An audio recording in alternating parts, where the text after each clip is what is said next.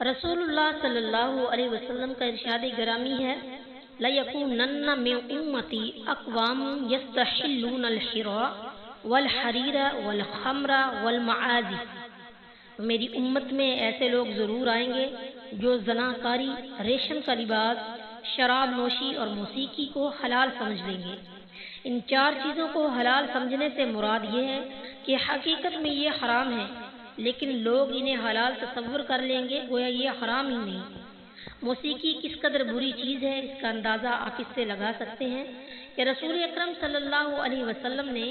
اسے زناکاری اور شراب نوشی جیسے بڑے ہی بھیانک گناہوں کے ساتھ ذکر کیا ہے۔ اور جو لوگ فلم بینی کرتے ہیں انہیں اللہ تعالیٰ کا یہ فرمان ذہن میں رکھنا چاہیے،